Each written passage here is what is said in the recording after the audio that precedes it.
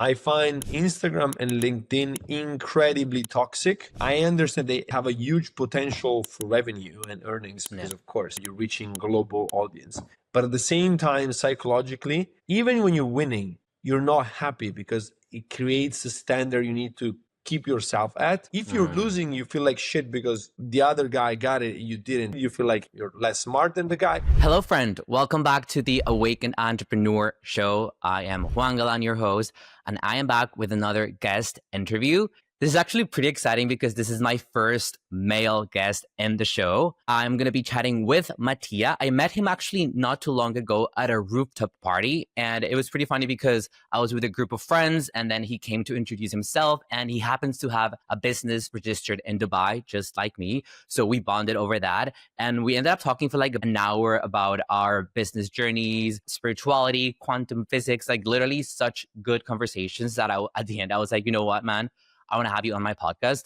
And that's what I love about having these podcasts, that you can bring pretty much anyone and share their journeys, their experiences, their stories with you so that hopefully they can inspire you in your entrepreneurial journey. So Mattia is the owner of Dapper. It's a dating management company, and they help high-profile men find high-quality dates. I thought it was super interesting as well. So we're going to let him talk a little bit more about that. So hi, Mattia. How is it going? Welcome to the show. Hey, thank you so much. I'm super excited. Honestly, I wasn't expecting to have this request at the end of our conversation, and I'm super glad it happened. So again, my name is Matt, and I'm an Italian entrepreneur. I'm based in Dubai. And as he said, I have a dating management company, which is something kind of cool. Like, it's one of those jobs. You see the movie Hitch and you're like, okay, there's no way like this thing exists. It does. And it's a pretty fun job. It's also comes with a lot of responsibilities as well, as you are capable of changing someone's life, and also you're responsible to do so, to give your best. So that's me. Well, thank you for the introduction. Yeah, I think what you do is so interesting, and a lot of people are going to be very curious to learn more about what you do. But I want to get started with the beginning of your entrepreneurial journey. So how did it all start? Take us back to the beginning. Yes, so I guess I come from a family of entrepreneurs, and basically, like, I think it was something I always had in me. Probably it was when we were like kids, we'll do chestnuts, roasted chestnuts with our parents, and then we'll go around the neighborhood to sell them. Of course, the idea came from me at the time, and we did it every year. We raised just money for the ice cream, but it was interesting. It's a first initial feedback from the world that basically if you go sell something to someone for a profit, then you end up getting something for yourself. So that was my first one. I ended up having an interesting project when I was 13. And this is interesting. I'm not sure if I want to say this, but this is very interesting because basically when I was 13, it was the age where the bad kids will start smoking cigarettes and marijuana. That was the situation back then. 13 was 15 years The ago. rebel days. Yeah. So it was like bad guys would smoke marijuana at 13, 14. And I remember thinking like, wow, these guys are spending 10 euros a gram to buy this, but it doesn't cost nothing to produce it. And so I tried to pursue this idea.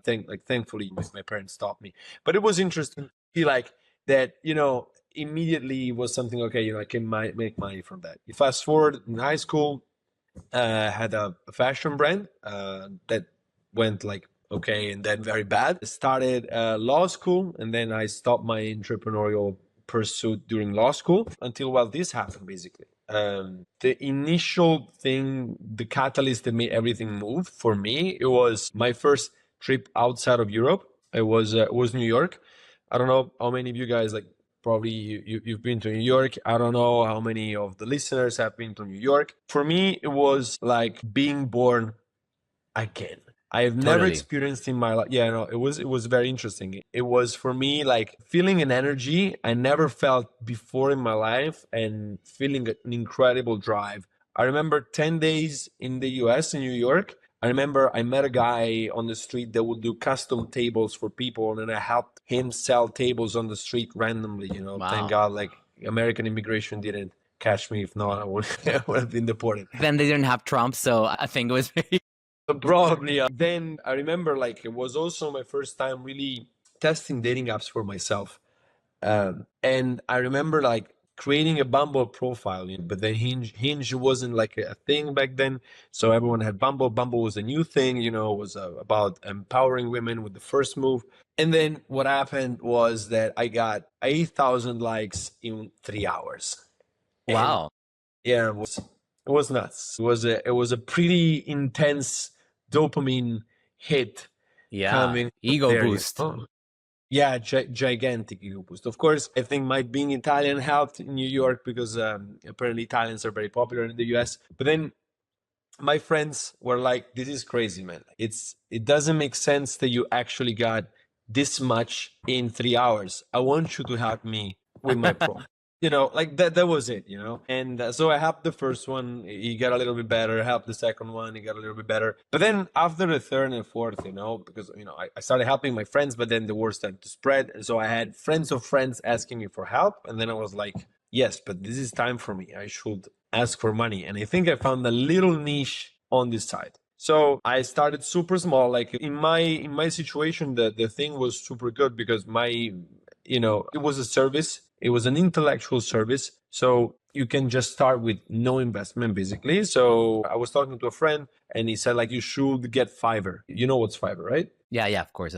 For those of you who don't know, it's a freelancing platform. You simply can hire anyone for any kind of job, even the oddest jobs you can hire them. And I remember recording a video of myself. I was in my house in the mountains, and it was a video of myself like this. I was like, "Hey, what's up, guys? If you want me to help you beat the algorithm, send me a message." It was complete bullshit because I was so cocky in my abilities to help everyone. And little later, I realized I didn't know much about dating apps, and I couldn't help anyone at that stage. But I think like a guy bought my service. It was $15 to redo completely the profile, 1 hour call, whatever. Let's Wow. keep in mind that like a person in Italy probably earns after taxes $15 in an hour. So it wasn't like a super bad thing. Plus, I was still studying law. I was when you're a student and you're studying 5 years law, because it's 5 years you're broke and you wanna make money. And then after the first one, the second one came. When you get reviews, everything is easier. It's very important. And then you know and then everything changed after that. That's an incredible journey. There's a few things that I want to point out. How you've always spotted opportunities since the little boy, right? With the chestnuts, then the marijuana that thankfully didn't work out, and then the dating.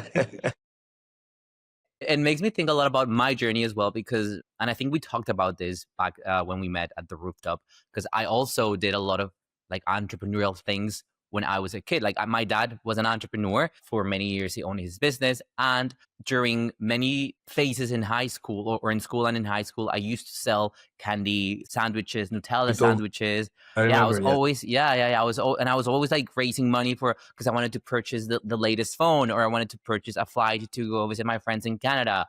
So I always had this mindset as well. I totally forgot about that. And I've actually never shared that story or those stories with my community. So it's good that you refreshed that. But coming back to the dating thing, and I love that you mentioned that you had no idea what you were doing. And this is something that I talk about quite often, is that the people that succeed the most are not the ones that are most prepared, but the ones that fake it till they make it. This is more or less what you started doing, right? Like you faked it until you made it, right? I think yes. I think it's you can see it that way, or you can see like it's a Dunning-Kruger effect in action. So before knowing someone for real, you think you know it, and then the deeper you go into it, the more you understand you don't know anything about the topic. Yeah. And when Yeah. when you keep doubting yourself, it's when probably you know more than before. I'll give you one example.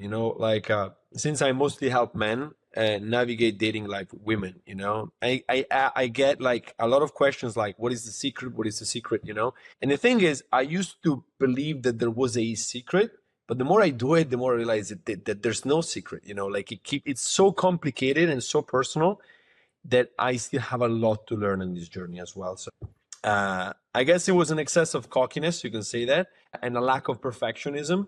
Yeah, it's super interesting because, again, when I started my journey, I started doing Instagram coaching, and a lot of people came to me as well for the secret to going viral on social media, to growing an audience, to making sales. And again, I don't think there is a specific secret. There's a lot of components and there's a lot of psychology. And I guess that in your industry as well, in what you're doing, there's a lot of psychology as well, because you have to really understand your client at a very Yes. deeper level in order to create or craft this profile that will attract the type of woman they're looking for, right? Did you ever get into psychology, or did you ever study this, or is it something that also came natural to you? It's I would say it's both. I would say that I spend a lot of time reading books. A lot of my time it's about reading books. Same here. Right now I'm reading a book from Seneca, who was a Roman philosopher who 2000 years ago was saying things that apply to today perfectly. So we, as humans, we haven't really changed that much. Actually, we haven't changed at all, I would say. One thing I would say is what made me change. So like about my business, the fun thing about my business is that it's so personal that my business is growing with me.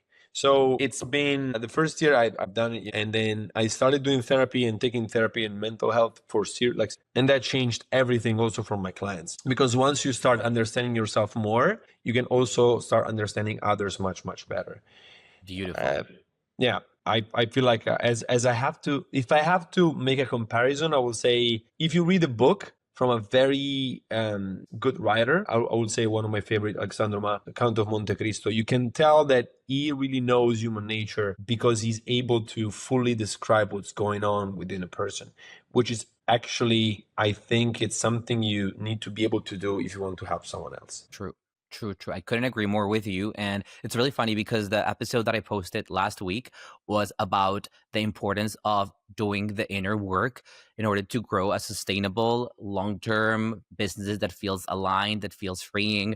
Because most entrepreneurs, well, most people really skip the inner work, right? Because everyone's really afraid to face their demons and face their fears. And doing the inner work means that. But you can do that by going to therapy like you did. There's a lot of different tools. I also, one of the great things that happened to me was therapy, and it's allowed me to also grow my business and stay like sane during the hardships, which is something that I want to talk to you as well, because I remember that you mentioned that you've had a lot of highs and lows, and I want to pinpoint on those lows because entrepreneurship is freaking hard. Like, we have to admit it. It's very liberating. It's freeing. It's amazing. Like, it comes with a lot of benefits, but it brings the worst out of you. So you mentioned you started to do therapy. Was this for a specific reason related to your business or something else? Actually, it wasn't. I would say therapy for me came for many specific reasons. One of the reasons was to better understand myself in relationships. Which, of course, like relationships, especially intimate relationships, are the juice of life. Like you can't say you've lived a full life if you don't experience personal relationships that are deep and not superficial. It could be like a relationship with your, parents. It could be a relationship with your friends, with your roommates, or with your lover. And that's super important to understand. For me, that was lacking. And I would say I always suffered a lot because of that. And that was the beginning of the thing. But then eventually, like, you understand that it's an island within yourself. Everything is interconnected, and everything is influencing something else. So I'm gonna give you an example. If you are too scared of failing and you don't accept your faults and you don't accept you're responsible for your faults, sometimes your ego is going to protect you from the sadness that comes from the faults. And the problem is that when your ego protects you, also is protecting you from learning, because you can never accept that someone is better than you. It will also protect you from understanding that you're not that good, but that's fine. And all of those things are super important for the life of an entrepreneur, because if you don't understand that something is going wrong, then you have no way to fix it. And you're going to avoid that problem forever. And that is going to bring a lot of misery to your life. One antidote to this, which is very interesting, is one fake antidote is always running after the money, because running after the money is going to force you to do things that will solve eventually the problems. But the issue is that when you don't know why you're running after the money and what exactly are you running after, or what are you running from, you will not be able to build something that makes sense for yourself. And again, money, once you have money, okay, it's it's fine. You have money, and if you didn't grow the rest, it's meaningless. Yeah, I love everything you said, and it's so important because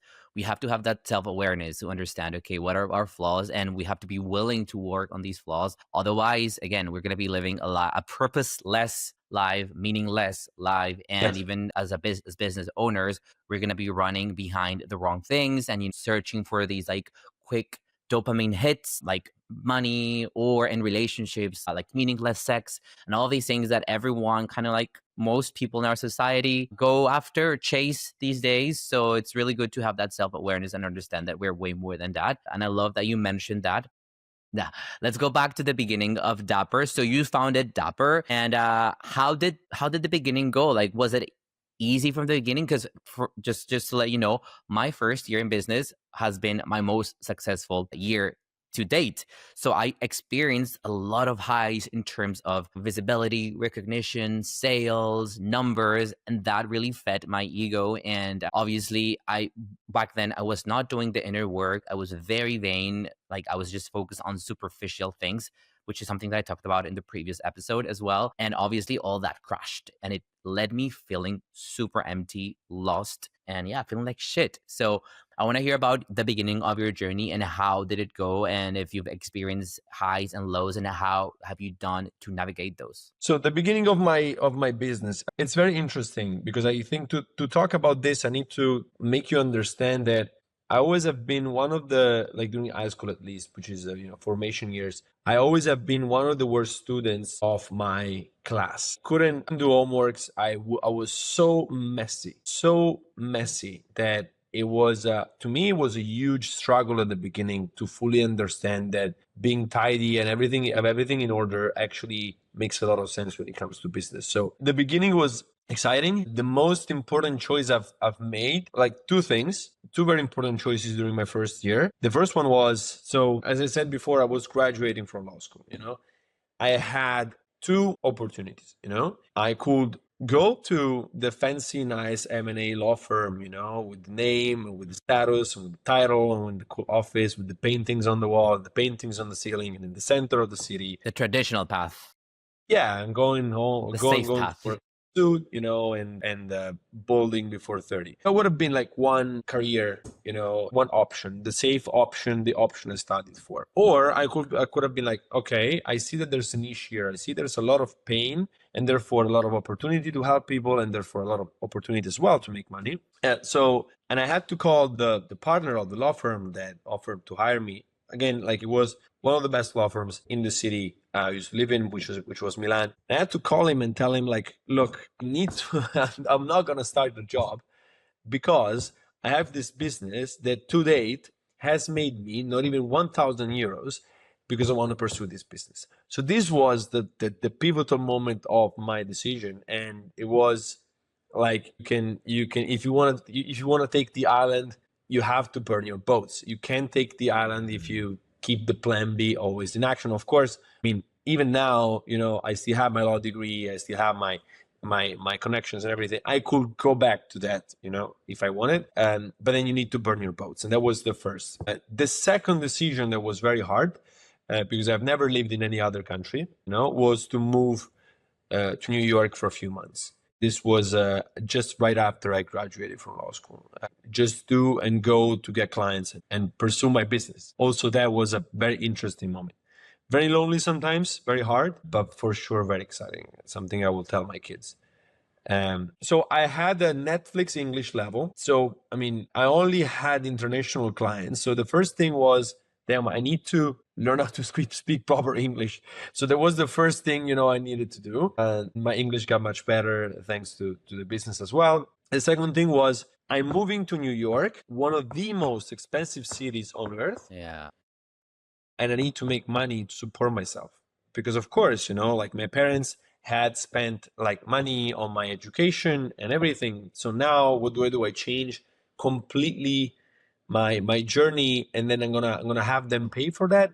That wasn't gonna happen. So that was the second thing. I was like, no. And I remember like the main issue at the beginning was the fact that a lot of clients, we wouldn't get necessarily results. Like dating management, actually helping them manage the dating apps, managing for them, helping them get dates, planning dates for them. It was super hard because I was like, damn, not only I'm flirting with people I don't know, for a person I don't know, I'm also flirting in a different language, which isn't mine. And you were doing everything by yourself, right? Yeah, I was doing everything by myself. I would spend probably and this was completely alienating. I would spend 1 hour and a half, 2 hours a day swiping on people's profiles and sending likes and everything.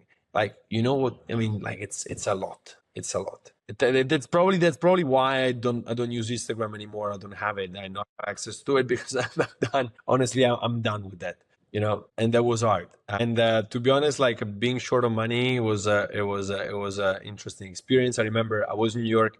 I couldn't afford the subway because it was expensive. I was like, okay, I need to live in New York with 2,500 euros per month, which, like, if you get a room, it's already 1,500, so you have a K, $250 a week to live. You need to go to networking events to meet people. You need to make the right investments because, of course, like, high net worth individuals are not going to hang out at McDonald's. You need to go to the right places and get like specific connections. And I bought a bike in Chinatown in Brooklyn for 50 euros, and that was the way I would go around all the time. Like, when it rained, that was it. That was it back. Well, I mean, you found solutions, right? And that's something that also entrepreneurship help us with, is to become resilient and being able to find solutions. Yeah, to find solutions everywhere. So would you say that was your lowest moment in your entrepreneurial journey, or there have been others? I will say that I never had a truly very low moment in my journey. I never felt like it. I never felt like, okay, this is so terrible. I remember losing a client. Like, there was a specific client I invested so much time on, and then out of the blue, he decided to stop working with me, and that hurt a lot. To be honest, it was. I remember it was. I think I got depressed for a couple of days, and then, because at the end of the day, like, you feel like you're disappointing someone who is investing also in you. Plus, I was younger at the time, and to me, most of them, they were very successful businessmen. And right. Some of them, they took me under their wing and coached me a little bit, So disappointing them was really, really hard for me. Yeah, like losing a mentor kind of thing as well, right? Yeah, it's like a kind of like father figure in a way, you could say. Yeah, it's pretty interesting though, because the fact that your business is not run on Instagram, which is my case and most of my clients and the people listening to this podcast or watching on YouTube, like, most of us are using social media, more specifically Instagram, to grow brands and businesses and get clients. And I can already see the difference between the way that you approached things in terms of like your mindset and your resilience versus us. Because for us, the fact that we have so much access to other people that are also doing the same as we are, it makes it super hard not to compare ourselves to other people's journeys. And it's super exhausting when you see that you're putting in all the work, you're following the strategies, you're doing X, Y, Z, and then the other person seems to be doing much better than you, and you start again feeling like worthless, or that you're failing. For you, like, you didn't have anyone to compare yourself with, right? Yes and no. Because listen, at the end of the day, I was still the guy that probably I didn't have any competitors within the industry that I would compare myself to. The problem was that I would compare myself to all the people my age that I knew. That took like jobs into investment banking and venture capital, that were making money when they were like 25, 26, they were making 24, they were making good money, they were making maybe, by Italian standards, it's a lot, like 70, 80K per year, which is, again, by Italian standards, a lot. European standards that's a lot. Spanish standard as well. We're in Spain now. So the thing is, like, it was hard at first because, of course, I had an odd business, and of course, I was making less money than other people. And it was hard at first. And to be honest, one thing that massively helped me, and you mentioned it, is not using Instagram or LinkedIn. I find Instagram and LinkedIn incredibly toxic. And I understand they have a huge potential for revenue and earnings because, of course, you're reaching global audience.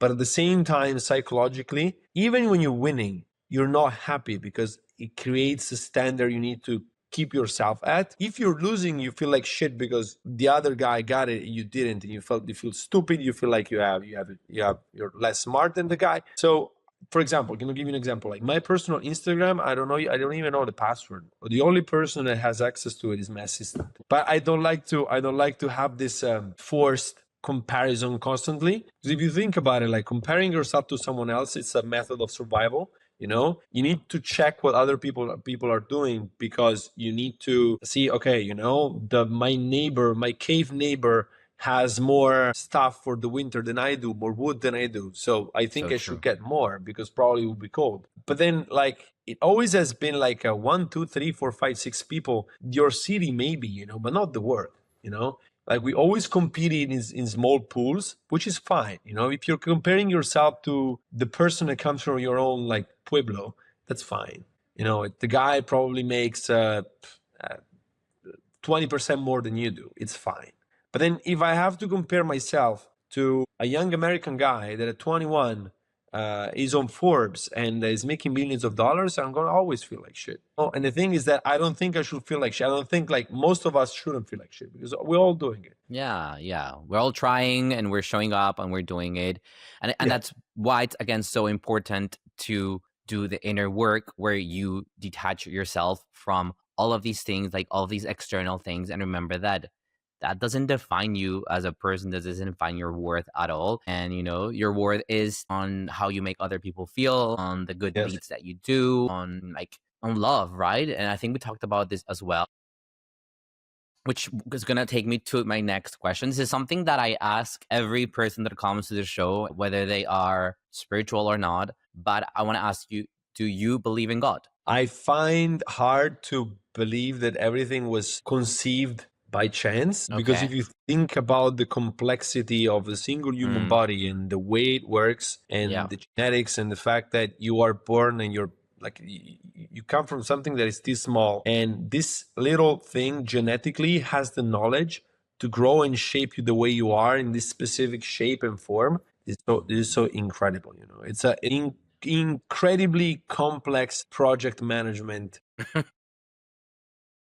It's a huge project, and if you think about it, every species is like that, and everything blends in and works together. It's hard to believe that there's not a God. I don't feel that, but at the same time, my actions are not guided by God, or guided by what makes me feel actually good in the long term. Okay. Okay. Yeah, no, I totally agree with you. And I don't know if I told you this, but for many years I was an atheist, and I just believed in myself and in hard work, and but then I started to also think, as you are thinking or you saying now, that the complexity not only of the human body but other species, the universe, like it's so perfectly created that there's definitely some sort of like higher intelligence that must have created that in order for everything to function, because one little mistake and none of this would exist, right? So that's what led me to become more spiritual. And by spiritual I mean believing in energy and the typical love, attraction, manifestation, because we are energy beings, and that led me into quantum physics, and and it was one thing after the other until I was led to Bali. And I've told this in the podcast many times. And that's where I had an encounter with God. And I reconnected with the idea of a God, but not like the white bearded man on the sky, like judging you, but just this like higher power, love, and or like higher energy, divine intelligence that is always looking after you, and that you have the option to really connect with and live your life in a much higher way from this like higher energy.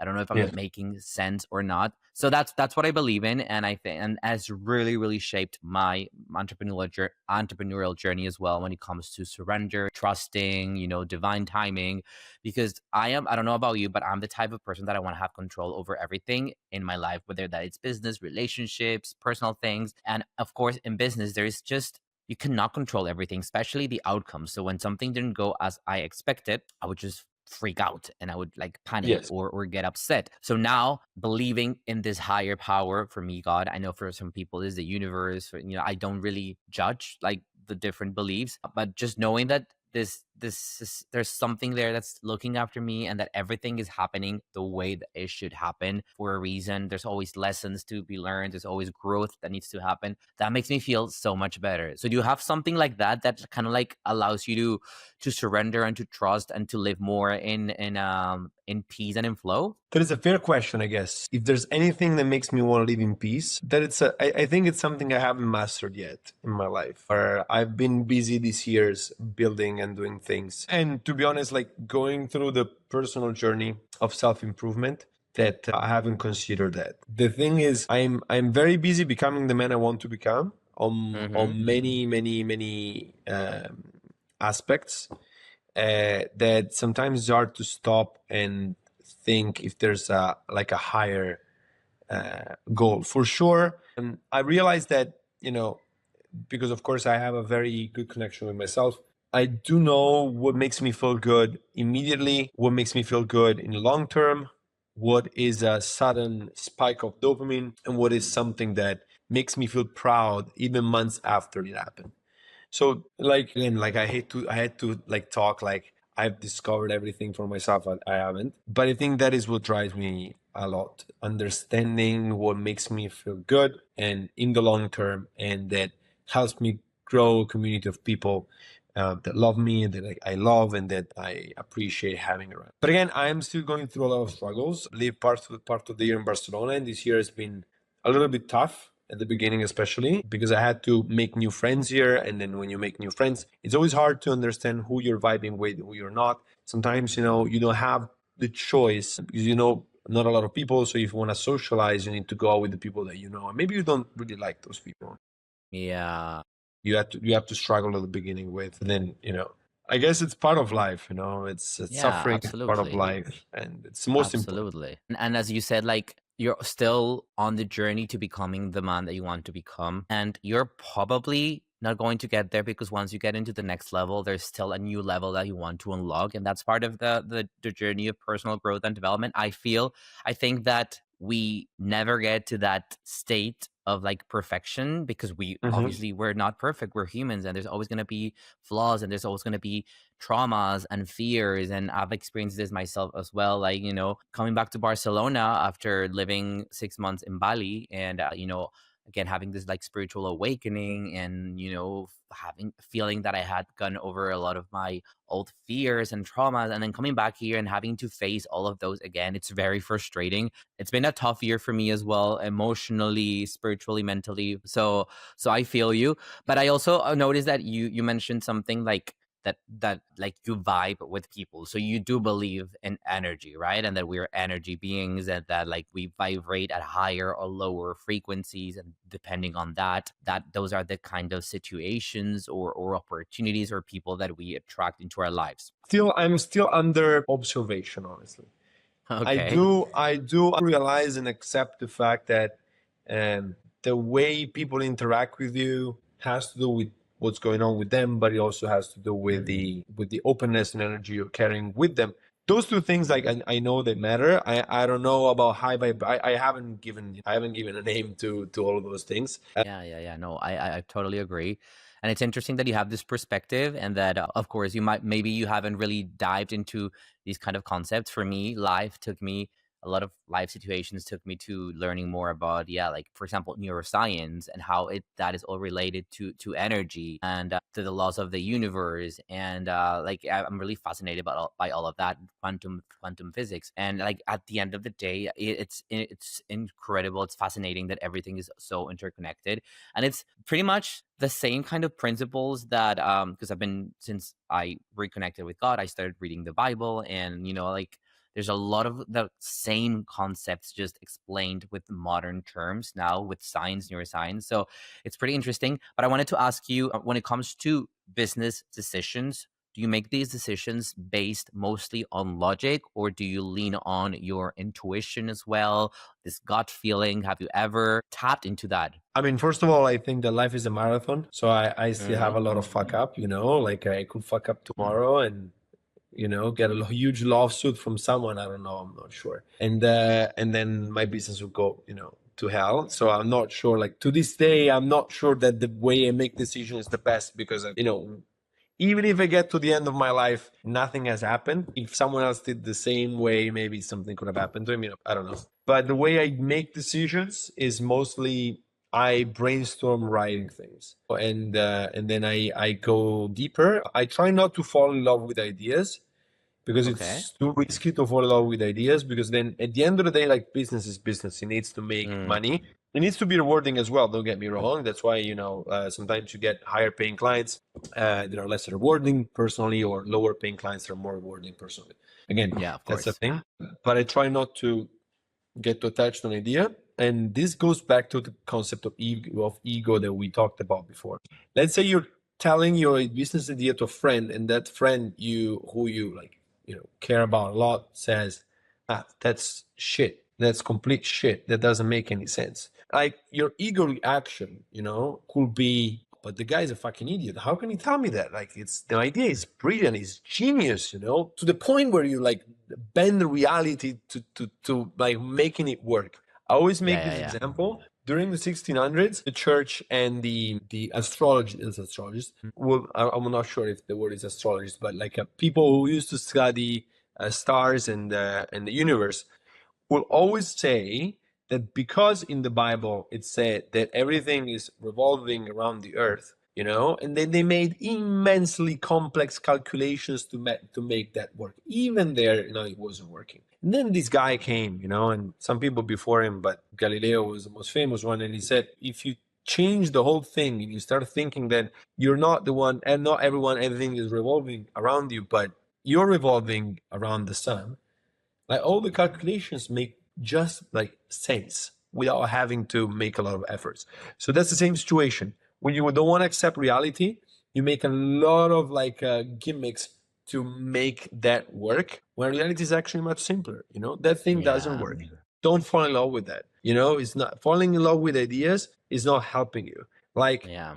falling in love with someone and losing your reason is not going to help you, because you want to still maintain the degree of capacity to judge something based on the actual evidence. And sometimes it's very hard. Sometimes it's very Yeah. hard. And this reminds me, and something that I've been like really reminding myself as well, is that there is no absolute truth for There anything. isn't. Truth is There isn't. subjective, and it's subjective to your own experiences, the social influence that you have. So it just reminds me of what you said. We have a few minutes left, but I want to ask you a few more questions about Go ahead. some lessons that you've learned in your business. And one of these is, you work with high profile men. These are men Mhm. that are very busy, very successful, probably very wealthy as well. But I'm curious to know if there's any limiting beliefs or emotional blocks that your clients carry often. I would say one of the biggest issues I see mostly with men is the capacity to be vulnerable. Like, we carry, like, men especially, men that were raised by the previous generation, especially if their fathers were like very like masculine individuals, very embedding the macho, you Yeah. never cry, you never Which is express mostly the emotion. case for all of us, right? Mostly the case for the most of it. Like, it's something that actually has a foundation in something. Also, I think it's a matter of necessity. Like, a previous society needed men to be in a specific way. Our society now doesn't need them to be in this specific way, and that's why I think the modern man is suffering and is going through a huge crisis right now, because once we were the breadwinners, we were the providers, we were the bosses of bosses, and that was it. No discussion about it, and it was the situation. The situation has massively shifted towards a situation where men and women are, closer to parity, I would say. I'm talking about concretely. Biologically, to be honest, to me, it's the same thing. And that's why the modern man doesn't know what to do, because before it was the breadwinner. Now he's not the breadwinner anymore. A woman can be a breadwinner as well. He's not the boss of bosses, like, Yeah. he can't claim the throne without earning the throne. And of course, it's not about having the throne anymore. It's about, this is a very complex topic, but I would say, like, it will take us probably 1 hour to discuss this as well, even more. But in general, like, vulnerability, it's very hard, because again, we're raised by macho fathers who always taught us that we can never cry, we never express emotions. a specific person makes you feel like that, you don't say it, you don't talk about it, you keep it bottled inside of you, and then you build around yourself a sort of like a wall of blocks that never allows you to really, really, really understand and get the maximum level of intensity from Yeah. your romantic like partners. And that Yeah. is so important, because life, it's also about getting the best of the best of the best out of it. Yeah, and I feel like vulnerability is part of our human nature, and it's really sad that we as men are kind of taught to hide it because it makes us weak, but it really makes us just human. And when we are vulnerable, we are able to connect not only with women but with people at a much deeper level. This is something that I practice a lot in my Yes. community, and I started to be very vulnerable and open about not just my wins but my challenges. And this is something that I do a lot in this podcast. I share Mhm. a lot of my my low moments, Yours and as well, probably.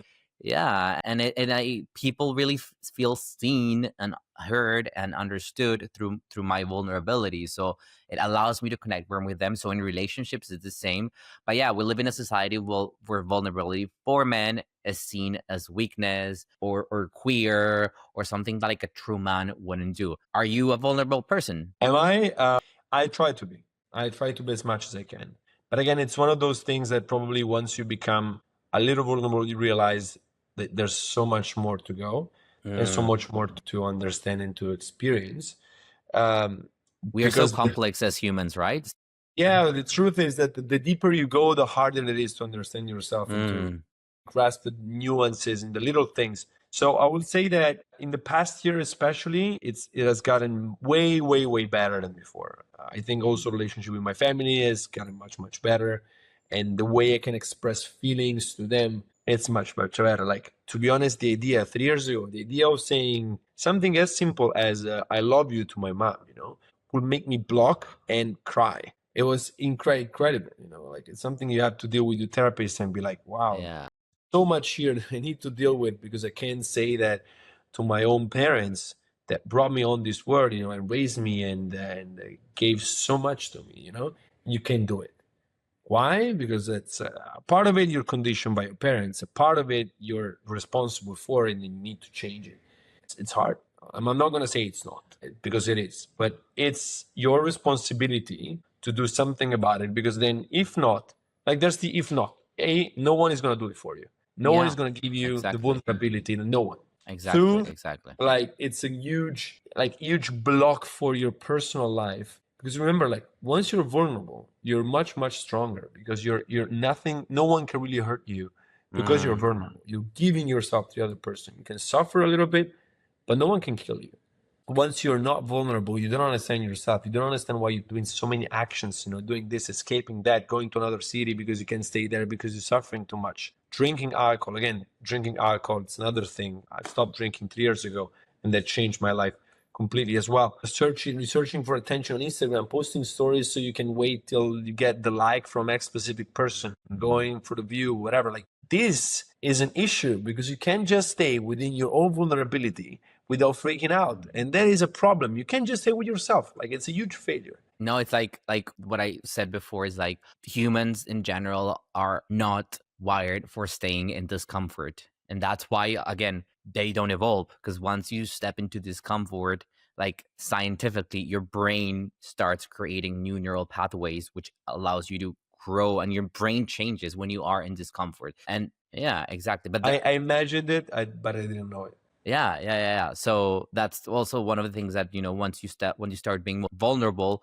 especially for men who have been used not to, it's like a huge step forward, and our brains start changing. So is this something that you help your clients with as well, or it's just like dating management, I, or do I you help? try. I try. When I have conversations with them, I do. The most important part is to make them understand that the way they were raised and the way they're approaching things is not necessarily the best. The main issue I've been having right now is convincing most of them to do proper therapy, to deal with things. Unfortunately, therapy is seen to this day as black magic and something that doesn't really change. But then you can tell, like, once you start doing therapy, you can tell and understand the huge baggage that these people have and the fact they're not in line with themselves. And I'm not talking about my clients in this situation, but like the typical nice guy. Let's talk about the typical nice guy.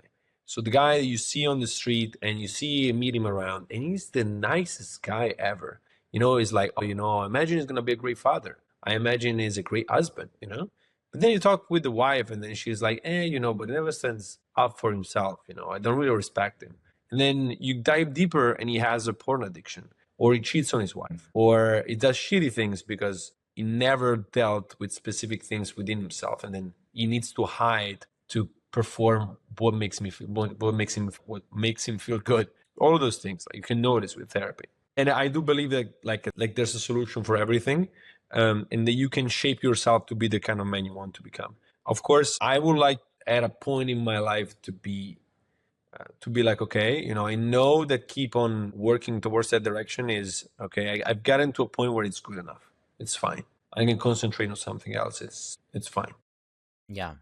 Yeah, no, absolutely. And I love that you try to help them. And again, like, you can only do as much as they allow you to.